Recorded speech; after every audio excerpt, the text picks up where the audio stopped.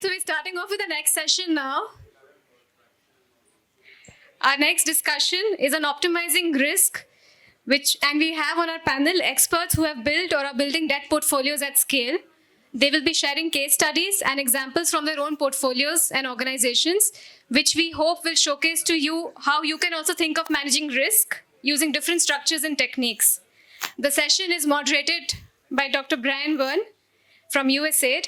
Dr. Bryan manages the US India Mission's private sector partnership, innovation, and finance portfolio. Welcome, Bryan.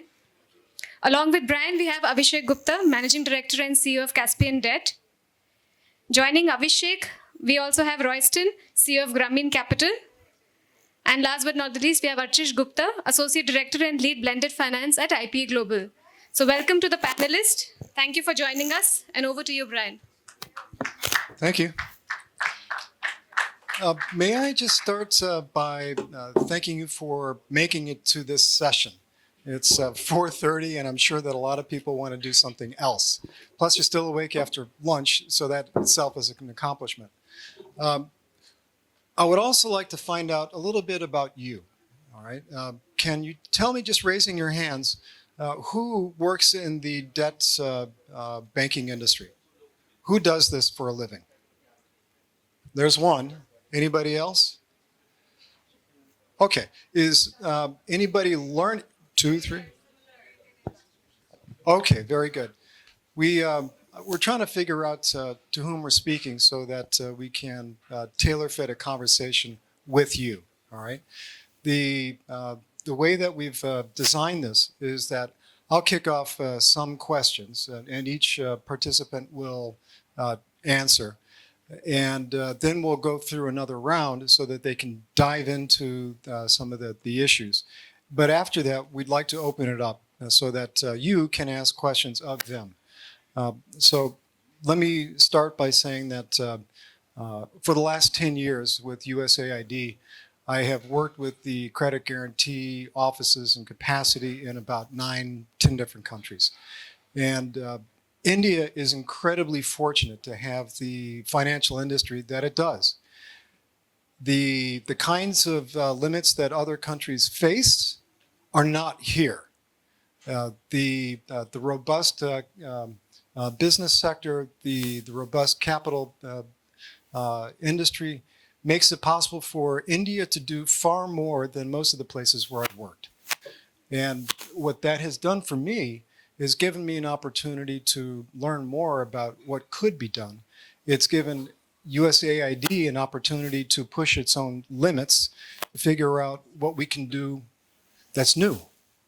And so we are now in some uncharted territory, but some of it's familiar. And we're going to be covering a little bit of both here today. So I've asked each to talk about their own organizations, the debt portfolio that they manage, and then to characterize the portfolio to figure out what kinds of instruments they include in it. And lastly, to kind of define success, right? What does it look like when things are going well? Typically, in my own experience, we only talk with the banks when there's a problem, right? So defining success is a welcome opportunity. So with that, I'd like to ask Avishek to talk about your experience with Caspian Debt. Thank you, Bryan, and thank you everybody for being here. Yeah, so at Caspian Debt, over the last 9 years, we've been providing debt of anywhere between 50 lakhs to 15 crores to small and medium enterprises, high impact startups, fast growing companies. And in fact, there was a question asked earlier in the day, a couple of questions were asked, who funds companies which have turnovers less than 80 crores or need 1-2 crores of debt? Working in sectors like food and agri, clean energy, healthcare, education, water and sanitation, that's us. And of course, Royston also does, but that's what we've been doing over all these years. If you look at our portfolio, it essentially is what I said. It consists of companies working across all the sectors that I mentioned. It would typically be, run by a professional team, people with academic background or qualifications to run the business. They would be of revenue size of anywhere between 1 crore all the way up to actually 300 crores. So it's a huge range, but majority of the companies are actually revenue sizes less than 80 crores when we start off working with them. If you look at our portfolio at any given point of time, it's a very interesting range. On the one hand, you have a few FPOs, farmer producer owned organization. So, for example, there is a FPO run by women, tribal women in the state of Jharkhand selling eggs. There is an FPO that produces organic cotton. That's on one extreme. On the other extreme, there are companies, for example, that build Internet of Things IoT solutions that enable paper companies to save on chemicals. So from a sustainability perspective, they contribute. It's a woman-led company. So these are, in a way, two different, very extreme ends of the impact spectrum, but they are impact. And all these different types of entities have different nature of credit and credit requirements. So in terms of products, we are a kind of a full-scale credit provider. We do term loans, we do revolving facilities, we do subordinated debt where it is required. Even within the term loans, the senior loans that we do, we have repayment schedules that are structured. In fact, we believe that customizing the product structure actually helps in not just the companies, also helps in building better quality credit. And while we did all of these different kinds of product structures and built a balanced portfolio, we've used different types of facilities like guarantees at the individual company levels or the individual loan levels. We've used guarantees at the portfolio levels. We've used things like we've just recently launched a interest subvention kind of a structure with SAMRIDH, where companies get benefit of the interest rate if they meet impact goals. What we've also done is we've actually built our balance sheet blending capital from multiple sources. So our shareholders are DFIs, folks like FMO, SIDBI are our shareholders. We've got Triodos, which is an impact investor. We've got DFC, which has given us a long-term loan, which is the US DFI. So DFI is impact investors, and then we have borrowed capital from pure commercial Indian domestic banks. And we are not priority sector, so nobody's interested in us, but they still have funded us because of commercial reasons. So in a way, what we've done is we've kind of created a balance sheet that combines capital from different sources for us to enable to create a portfolio that has the kind of variety that I just spoke about. FPOs run by tribal women on one hand, technology companies run by women on the other hand, and so many other things in between. Companies where we start off relationships at a small size of maybe 1, 2, 3, 4 crores, but they grow up to a size of 300 crores along with us. So that's broadly what we've been doing. To answer your second big question on what success is, my personal opinion is if it's a credit business, success is portfolio quality.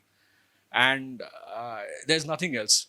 How fast you're disbursing matters less than how much you have collected. All the companies that we've lent to is considered high risk because all these loans are made without mortgage collateral. In some cases, these companies are not profitable at the time of, in fact, 60% of the loans, 60% of the cases, the companies are not profitable when we make the loan. All these companies are considered high risk, early stage, and not looked at even by many DFIs or impact investors. So those are the kind of cases that we are funding. We've written off only 0.6% of whatever we have funded. So that's a much lower number compared to what you see in the conventional market. So that is number one.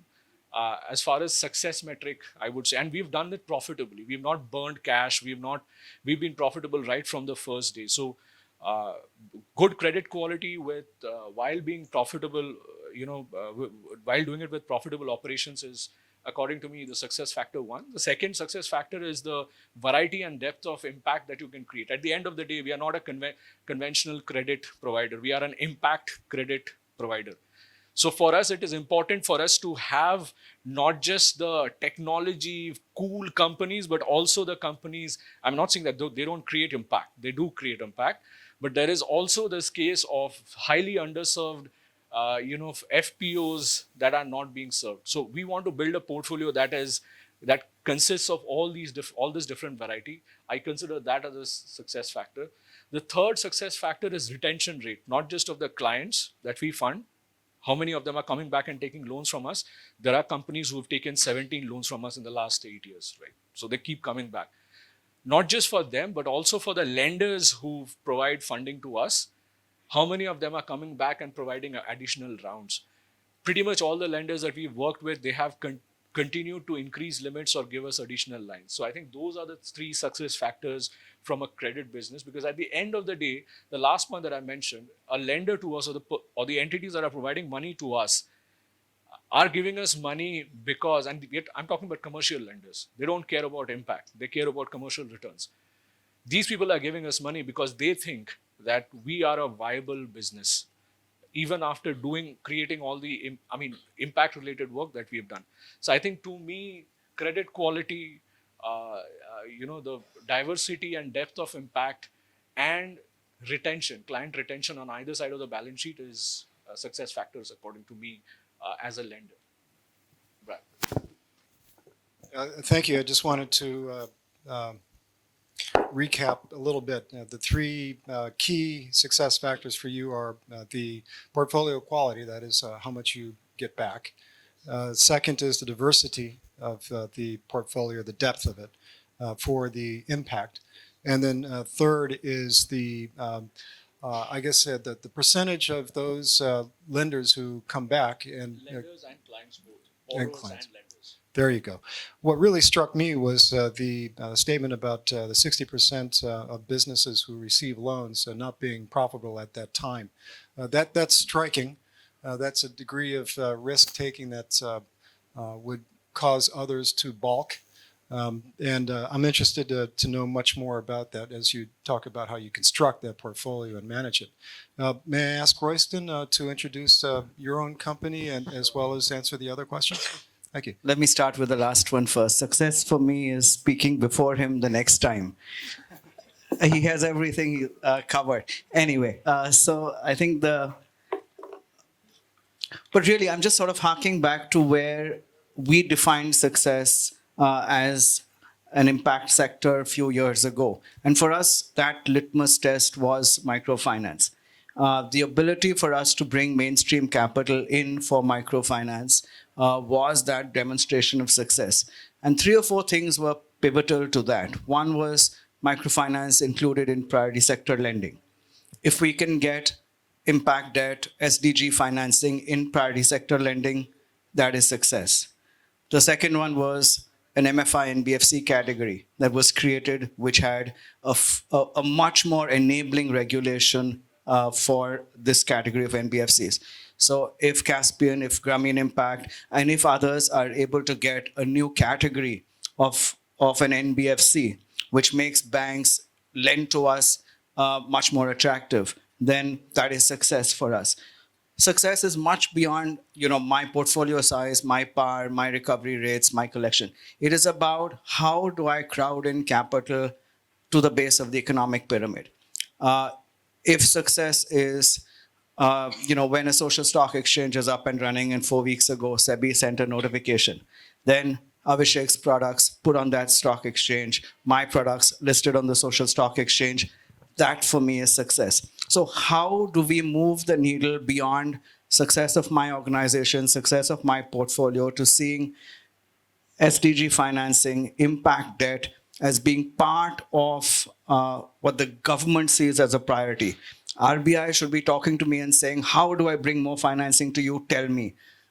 Government of India should be talking to me and saying, how do I help you to help development indices? Tell me. If India today is looking for the next 12 months to be the G20 host, then 4 days ago, Antonio Guterres in a public forum when releasing the Human Development Index said that we need to save the SDGs. I mean, how catastrophic a comment is that? That we are sitting halfway through. 2015, the SDGs were signed, 193 countries, Agenda 2030. Exactly 7.5 years have finished. And we are nowhere near reaching the Agenda 2030. The role that impact debt entities like us can play in helping the nation to meet its objectives is something that we have not articulated well enough. We should not be sitting in the basement here trying to say why we are the next best thing since sliced bread. They should be sort of beating their paths to us and saying, this is the coffers that we are opening to you. Take as much as you want and replicate the finance success that you did with microfinance. Why are we not in that situation? Who is not listening? Because clearly, if they are listening, they would be here today. So someone's not, needs to connect those dots and say, this is landmark in the way no microfinance grew because of equity. It did, but not in the dramatic fashion it did. It grew because of debt, because of leverage that banks were able to provide, because of priority sector that banks were required to attend. So how do we bring that level of focus? And then to talk about 0.6% loss, we've had not a single rupee lost on our SDG impact bonds, and that's the quality of portfolio, and that's the type of due diligence that we do on our portfolios. Despite COVID, we're talking these numbers. So how do we really build that narrative for people to understand how critical impact debt is? And someone talked in the previous panel that we're getting the basement and next time, hopefully, the ballroom. I think next time we should be sitting in North Block and doing this and telling the government, you guys need to, and if G20 is here and, Trudeau is reaching out to us saying, can Canada do an impact bond with Grameen? And, Biden Harris is talking about women's empowerment and clean energy. The rest of the world is noticing what India impact debt is doing, but not India. Something's not adding up. And so I think that's where people like you, Bryan, USAID and others, can sort of move that narrative forward. I know ISC is doing a great job, have now created a report on debt and impact debt, but there's lots more to be done. It's a $6 trillion gap for SDG financing. 30 trillion is the global number pre-COVID. That could be probably 50 trillion if you add up everything that's going to take additional time for. So it's much bigger than we imagine. It's sort of a good way to end these 2 days, that a lot has been done, a lot more to be done. We'll talk more about de-risking later. So as Royston mentioned, success for him is to speak before Avishek. For me, success is I'm already successful, so I'm already speaking beside both of them. Let me give you a brief background about SAMRIDH, because I think we are the new child in the room right now. So it's been around 2 years since this blended finance facility was created. So it is supported by USAID and implemented by IP Global. So what we have tried to achieve in last 2 years is that we have been able to get philanthropic and the commercial capital commitments to the tune of around $300 million. In last 2 years, we have funded roughly 35 entities. Majorly, these are the social enterprises with a turnover of, say, maybe 0 rupees to, or say, 100 crores or so. And we have also been able to structure 2 portfolio structures, one with the Caspian debt and another with Axis Bank right now.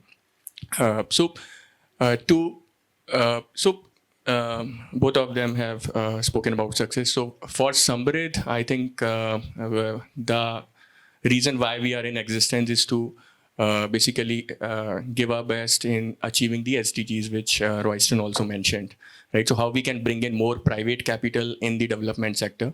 Right now, our focus is healthcare. So we are trying to see how we can make social enterprises more commercially sustainable and bring in more commercial capital in the healthcare sector.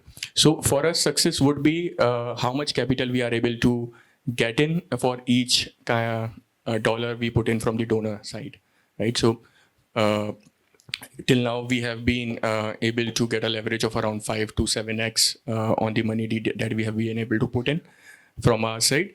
And the major thing would be, or the most important thing would be once we measure the impact that we have created on ground, right? So both of these factors will determine how successful this facility has been. I would also like to talk about a little bit about our approach while providing, like enabling capital to these enterprises. So I think most of us must have played a game called as Lego ourselves or with our children. So in Lego, we use different blocks and try to achieve an outcome out of it, right? So here at SAMRIDH, we are trying different structures, like it may be zero coupon loans, or it could be a first loss guarantee or partial risk guarantee by which we can enable direct capital from the likes of Caspian or Grameen or maybe Axis Bank or so. We have done structures like viability gap funding, which de-risk a particular project and make it more viable. Say, for example, if a hospital wants to set up another, say, hub in a tier 2, 3, 4 town, but it cannot service the initial interest during first 2 years. So can we do something to make that happen? So we have done structures like these over the last 15 months. But one of the different structures that we have tried, like we have all seen credit guarantees in last 10 years, 15 years, right? But what we have tried our hands is portfolio level social success note that we have created, one with Axis Bank and another with Caspian Debt. So with Caspian Debt, what we are trying to do here is Caspian will be giving a loan worth, say, $3 million to a portfolio of entities. These could be 8 to 10 entities from different healthcare subsegments. These could be, say, primary healthcare entities or medical devices. So assessing entities is we are leaving it to Caspian as far as credit risk is concerned, right? What we are essentially doing is, can we make the debt more affordable for these social enterprises, because they find 14 to 17% as quite high, right? So they are afraid to take debt on their books at an early stage. So what we are trying to do here is we have created this portfolio. Now we are parking the funds with Caspian Debt, right? Our monitoring and evaluation team is working closely with these entities. So as long as they fits our SAMRIDH mandate of providing the healthcare services to the vulnerable population, we take into this particular pool. The monitoring and evaluation team works closely with these entities to monitor the target outcome indicators. So how do we define these target outcome indicators for such a pool of entities? So here, we have devised different kind of standard metrics for the kind of entity it is. We are still trying. So, for example, if it is a healthcare facility, so a good proxy to serve the vulnerable population could be what percentage of patients are from the government schemes also. So if the entity is serving, say, 20% of those patients right now, we assign them a target of, say, 30%, increase it by 30% over the next 12 to 18 months or 2 years. As long as they are able to achieve those, the subsidy is transferred, which is measured by the monitoring agency. So structures like these help bringing quality healthcare to the masses, and at the same time, the entities get access to affordable capital, right? How it helps financial institution is, I guess, they get access to different new kind of entities which otherwise were not borrowing, right? Also for philanthropic institution, it's like high impact per dollar that they are able to get. So under this kind of a structure, and anywhere we can get a leverage of around 25 to 30x on the philanthropic pool. And of course, large impact on ground. So success for SAMRIDH, I would say, is to see, it will be in two terms. One is the impact on ground. And second is, can it become mainstream, right? So why should capital be subsidized for these kind of entities, right? So ultimately, after, say, 5 years, if these SMEs can avail credit at, say, 8-9% or at competitive rates, that would be like success for a blended finance facility like us. Congratulations. Yes. I would like to follow up, actually. I'd ask Royston to follow up by explaining how it is that you first structure the debt portfolio and then manage it, and whether or not most of the debt that you are issuing is in collaboration with organizations that provide technical assistance. I'm curious, how do you get that default rate so low? It's the third time I've heard in 2 days of nearly 0% default rates among the people who are normally considered to be the riskiest of all bets. Sure. And the way we are looking at it is actually a three-phase model. We're approaching it from the bottom up. We're seeing a lot of conversation, noise, buzz globally around, $100 million bonds, $500 million impact bonds, SIBs, DIBs. And I'd like to do $100 million too, but I would rather do, instead of one bond of 100 million, I'd like to do 100 bonds of 1 million. And again, that then brings us much lower to the ground. It's our knowledge of the grassroots, saying how do we put 4 or 5 social enterprises together and then create an instrument or a wrap around those. So, for example, take a livelihoods SDG impact bond we did with LaborNet, EduBridge, iPrimed, iStar, Empower Pragati, and we gave them a crore or two each on an average, and then we worked with a partner of Grameen globally, saying who was interested in jobs and skilling and livelihood, that they would provide the credit enhancement at a portfolio level. So that's something he mentioned, both portfolio and individual company level. So in this case, we did a portfolio level guarantee. And what we are actually really wanting to move the envelope on is to find a way to incentivize impact, like he mentioned, but not necessarily, trying to force people to understand that needs impact. We're trying to say, for who is this impact important? So, for example, if Shell thinks clean energy is important, if Coca-Cola thinks water is important, if Procter & Gamble thinks women empowerment is important, then we want them to come to us and say, what you are doing is actually furthering our mission. What you are doing is really helping where we want to move the needle. Can we contribute to that? Can we find a way to incentivize these social enterprises who are working in those spaces? Now, the law of the land is still too complicated because it's an NGO who can only take money right now. A social enterprise can't take CSR funding. We can sit in this room and feel bad about it. Or we can go and explain to the powers that be that this is the most catalytic way to be able to actually move the needle in clean energy and water and sanitation and agriculture. Because what I'm hearing over the last 2 days in this very room on blended finances, but it's not permitted. So, and I'm saying, why is it not permitted? What are we doing to make it permitted? And what's going to move that needle? Because yesterday someone in this room mentioned 80,000 crores of CSR funding is going to be available for 22-23. Now that is staggering. Just imagine if that 80,000 crores today gets an 80,000 crore impact because it's going to an NGO and they're doing work worth 80,000 crores. But if we say that that 80,000 crores is going to be paying only the coupon, then you have an 800,000 crore impact because the social enterprise is going to service the principal themselves. So that's the type of catalytic scale we need to be thinking about. How do we use CSR money, not dollar for dollar, rupee for rupee, but rupee for 10x or dollar for 10x? And that builds a lot more risk appetite, that builds a lot more credit enhancement. And the microfinance model had the same sort of bewilderment when people said, how can it be a 99% repayment rates? And I can see colleagues from the microfinance sector here.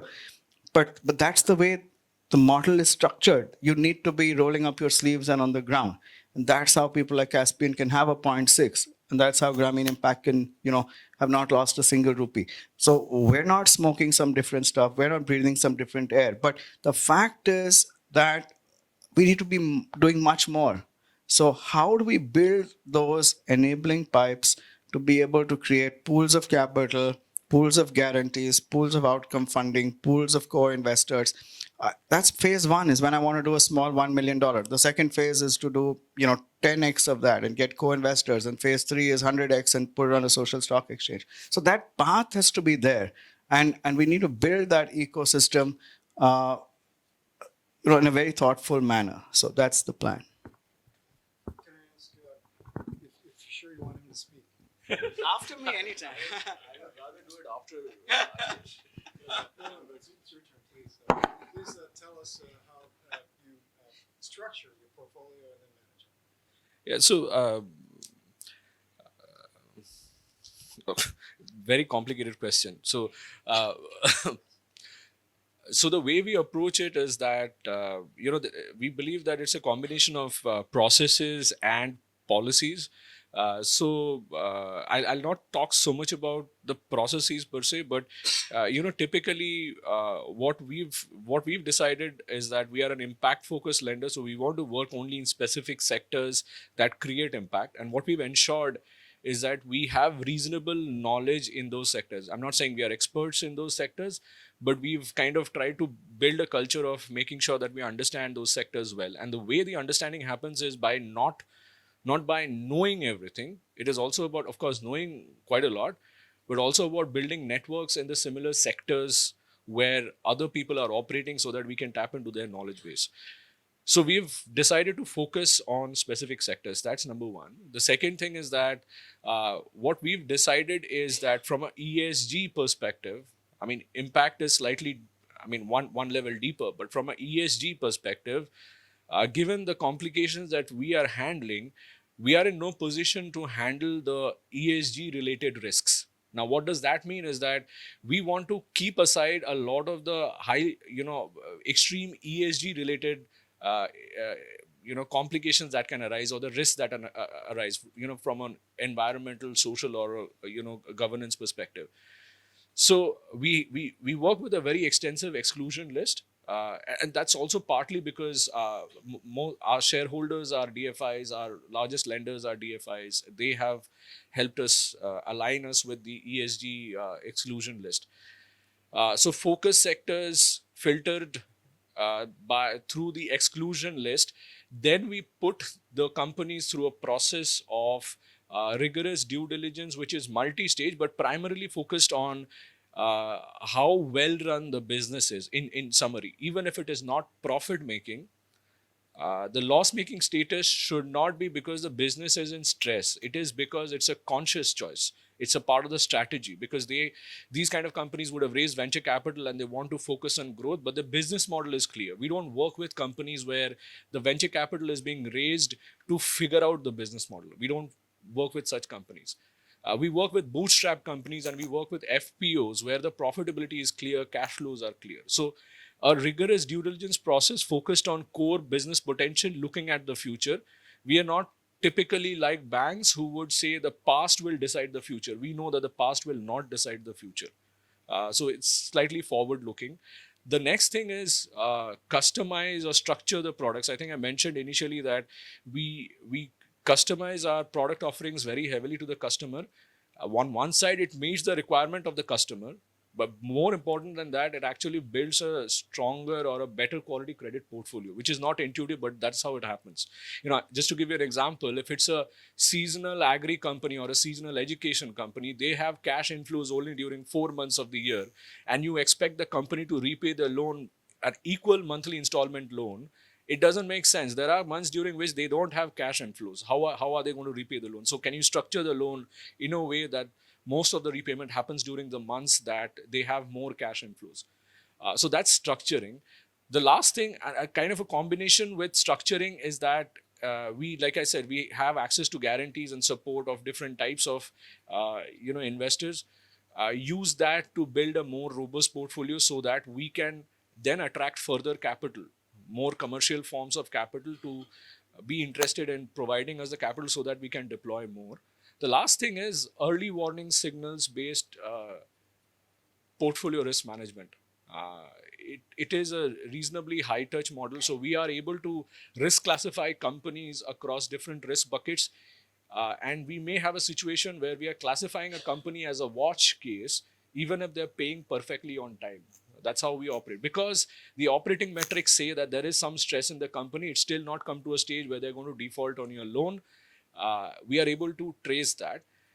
as a combination of all of this is where I think the perception of the high risk that you spoke about, it is true, it is high risk.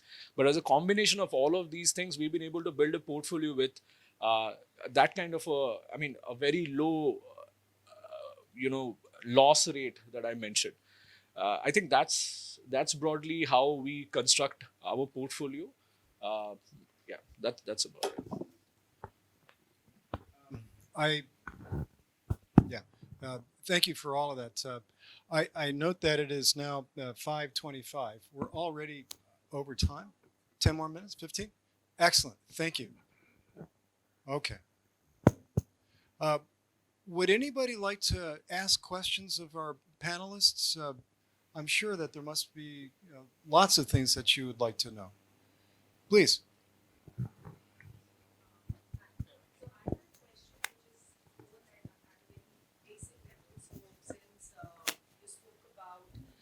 Advocacy, right?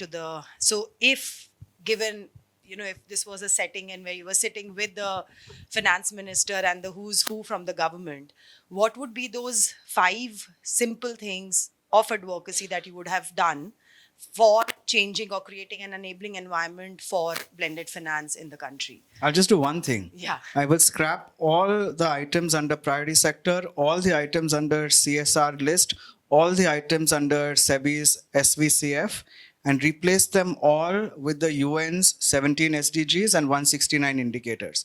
The moment we begin to speak the same language across multiple regulators, everything will change.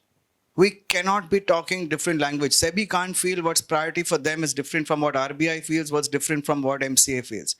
And that is causing the biggest issue today, that each one's sort of creating their own vision of things. So if we just scrap all and replace them all with what 193 countries in their wisdom have agreed on, which is what the world needs to develop, then suddenly all of what he's doing and I'm doing becomes priority sector. Then banks will be chasing him, and he will be 5,000 crores in a blink of an eye. And that's what we need in this country. Multiple Caspians, multiple Grameen impact, multiple IP. That's the solution.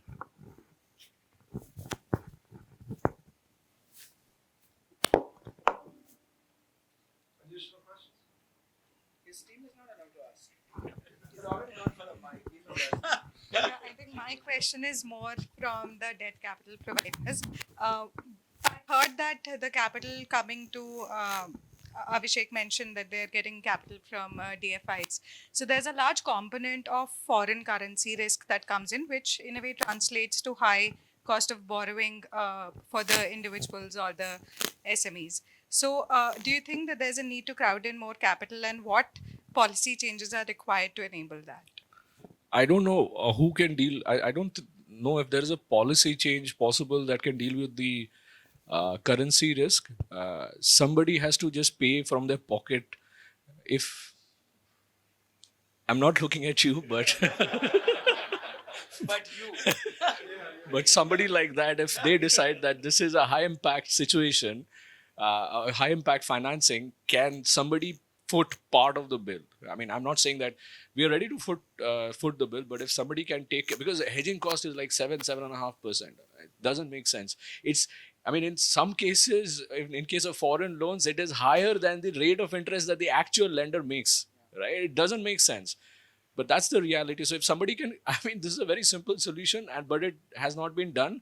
I guess there are some complications, but if somebody can foot a part of the hedging cost, we don't need any policy changes. That's it. It's a hedging bill. This is the amount percentage that we pay. 50% of it somebody pays, we are happy. We will pay 50%. Or qualify hedging under CSR list of activity. That's the policy change. I will say that USAID, when it does its credit guarantee risk assessment, USAID, when it does its credit risk assessments, does include the currency foreign exchange risks as one of its criteria. So in that instance, it's kind of baked into the price. But given the volatility of all the markets, it can't cover everything, right?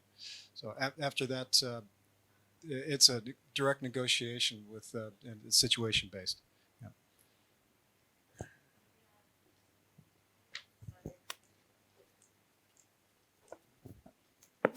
This is again more of a question for the debt capital providers. Customization approach, love it. We're all in favor of it. But given the immense nature of the business, the volatility involved, and the fact that the demand is so high, I mean, come on, we're Indians, 1.8 billion people. The demand will always be high for us in terms of the capital that people need, especially social entrepreneurs who are coming up.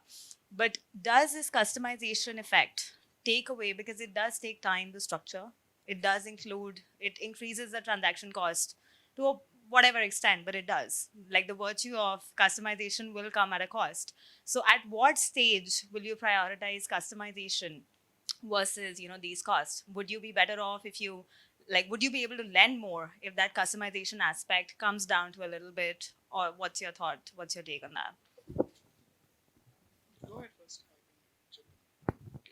As of now, the situation is that, like he was mentioning, the segment that we lend to is considered risky. Nobody really does it. And people have tried doing it, they've failed.